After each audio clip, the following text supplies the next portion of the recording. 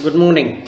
So, continuing in this series of anoxic brain injuries, I am talking about today some part of the brain and say if there is an injury in that area, how it affects you. Let us first look at the brain, the different parts of the brain, and how those structures are interpreted or looked at.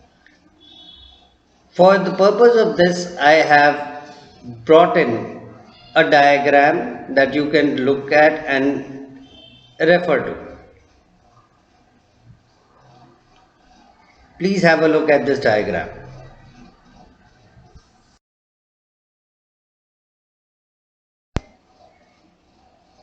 So, having had a look at this diagram, now if you come down to discussing the diagram, you'll find that in this diagram we see different parts of the brain in different colors, and those parts have been labeled by certain names highlighted in black as motor area, sensory area, frontal lobe, Broca's area, temporal lobe, brain stem, cerebellum, vernix area, occipital lobe, parietal lobe.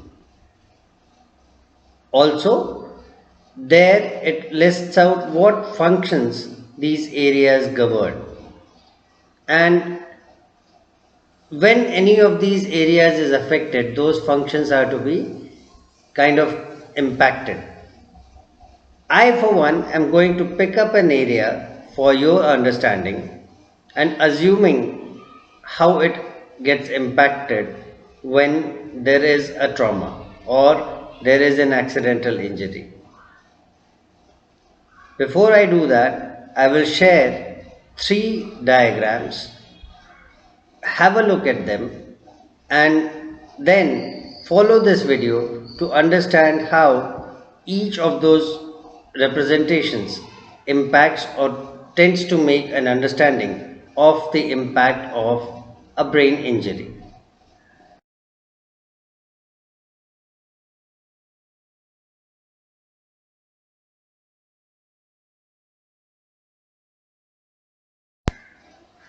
So, if you look at these three diagrams, there are three different zones in color: red, blue, and yellow. Each color shows the intensity of damage. This is not only to brain, but whenever there is bleeding in any part of the body and you have these injuries, you will find the injury to happen and spread. So there are always three zones that are formed: one which is heavily impacted, one which is less impacted, and one which is least impacted.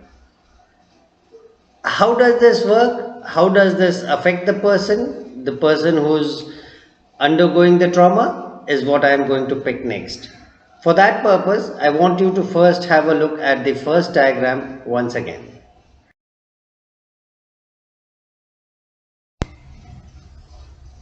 So, coming to the first diagram again, if you look at the area that I have picked, it is called the motor area. Also, there are parts of the sensory area and parts of the frontal lobe that are involved. But the red zone largely is showing that the whole of motor area is affected. Motor area is the part which controls your reflex actions or your controlled activities. So, when, say, for example, somebody pricks a needle at your body and you reflect on it, you withdraw from it or you try to hit the thing off to remove that pricking object, those are reflexes. If the motor part is completely impacted or partially impacted in areas, these motions, these movements, these reflex actions will not happen. This is the meaning of the red zone, that the part has been completely damaged or completely obliterated in function by the injury that has happened to the brain. Let us now look at the next part, the part which is labeled in blue.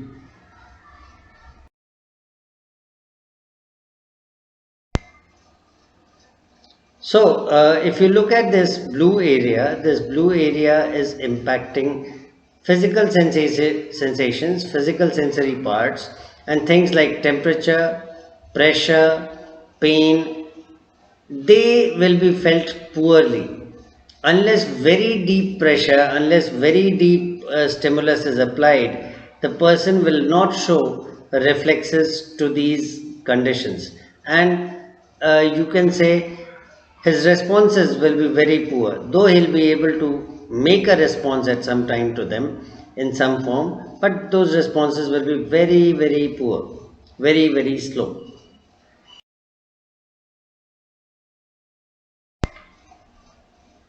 Coming to the third part, the part which is shown in yellow, this part has impacts which are relatively less impacted. The impacts may be visible or may not be visible.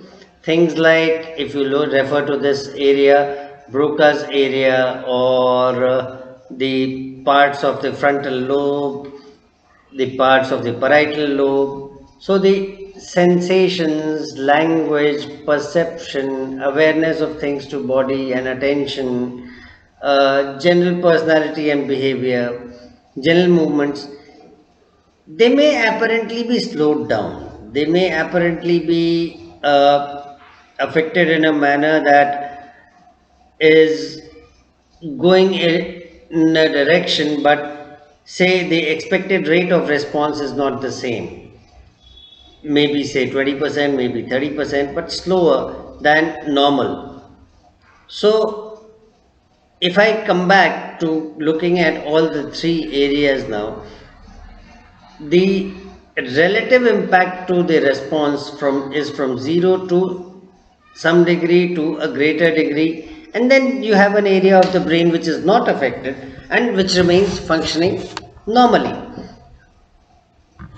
In general, when you get a CT scan report or when you get to read about a study which says that there is a brain injury and an anoxic brain injury also, lack of oxygen supply kills these brain areas, kills these cells of the brain, and as these cells, as these zones get impacted, responses of the patient, of the individual are impacted, and they together cannot be seen or are not seen in the same light as of a normal person.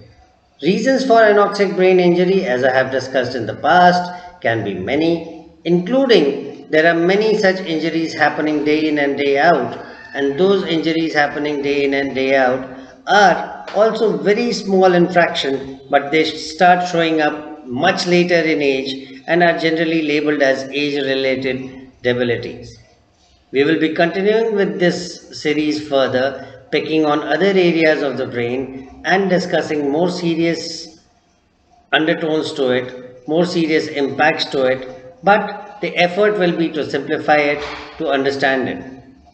For those of you who want to discuss any of their personal cases or any of their personal conditions or of their relatives, or seek any interventions as far as Ayurveda is concerned and how it can help, the details are there below in the text of this video, and you can go through the details of the video and connect with me. Thank you.